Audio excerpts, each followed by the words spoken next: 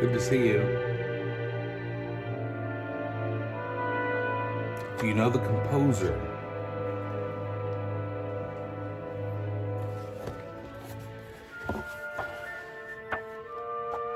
Oh, you know this composer, don't you?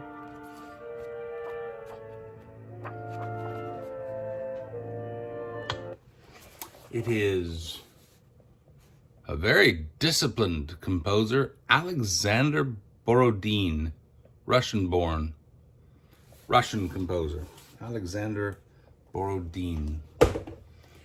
Well, today's writing lesson is around this principle. Writers are made, not born. There's no such thing as a born writer. Writers are made, and mostly self-made. You make yourself a writer. It is a conscious decision. By the way, Alexander Borodin did not just kind of drift into composing music. That's not something that happens. You don't just, I just kind of drifted into composing symphonies and overtures and things of that kind. That did not just happen. And it doesn't happen to a writer either. Now, today we're going to talk about one of the difficult aspects of writing, and that is that it takes discipline. Writing, making yourself a writer, involves as much discipline as any other vocation or profession. And because discipline doesn't come easily for most people, it's a trait that if you either have it or can develop it, is going to give you a great advantage over others. 3 types of discipline you must have. Production discipline, actually producing. Revision discipline, the importance of revising. And then rejection-slip discipline, but you must have all 3. Without all 3, your writing career, it probably won't add up to much. Now, first of all, production discipline. You need enough self-discipline actually to sit down and produce work. And that means usually a regimen, kind of you develop it into a habit. Most of my books have been written between the hours of 10:30 at night and 2 in the morning. But lately, I've been on a kick of writing very early, sort of 5 in the morning until about 8:30. So about 3.5 hours of good writing every morning.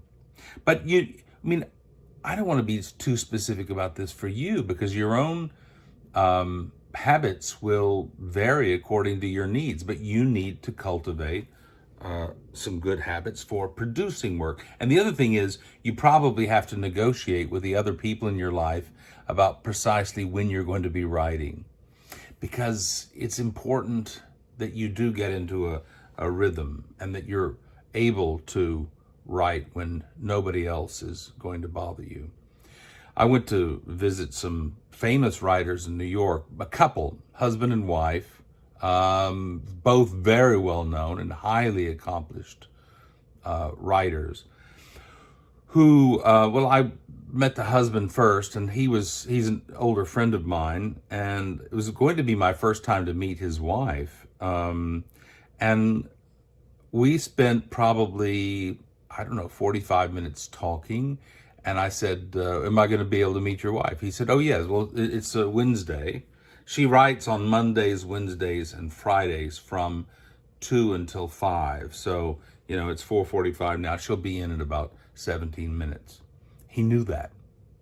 And 17 minutes later at 5:02, in she came through the back door. She had been in her study.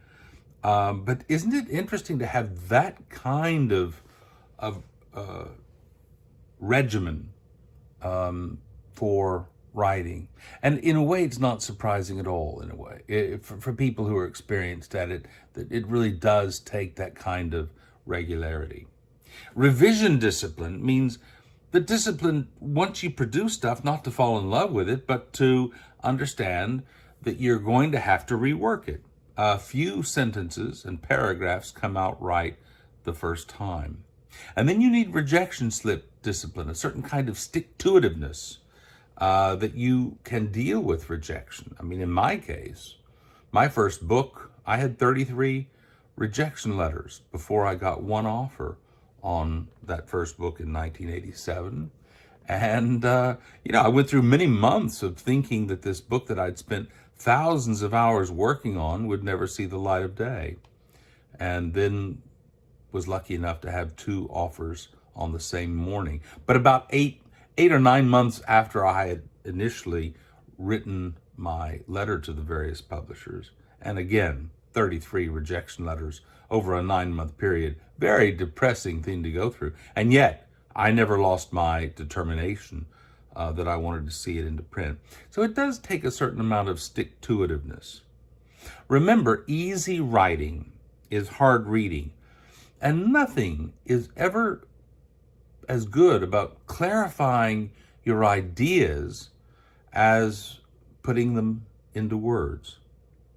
Only by long practice are you going to be able to cultivate lucidity and attractiveness and sincerity in prose. I mean, actually, sincerity and naturalness require a great deal of practice. But those are the eternal clarities of good speech and writing: clarity, euphony, making it sound good, and sincerity. If you're a legal writer and you need continuing legal education credits, which of course you do if you're a legal writer, go to lawprose.org, lawprose.org. We have a lot of great training, online training that's available to you from your desktop.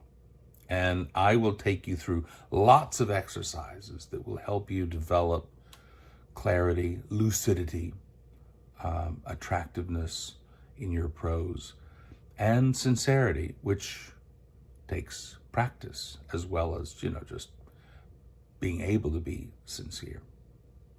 A little more Alexander Borodin. Again, let's see you at lawprose.org, lawprose.org. Would love to see you there. Here is Alexander Borodin.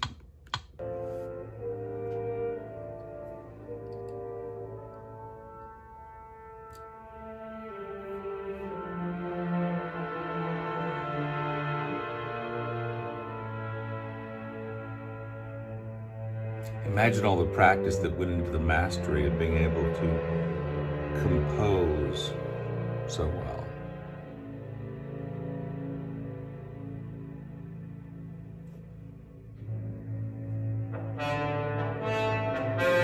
Oh, it's getting exciting now.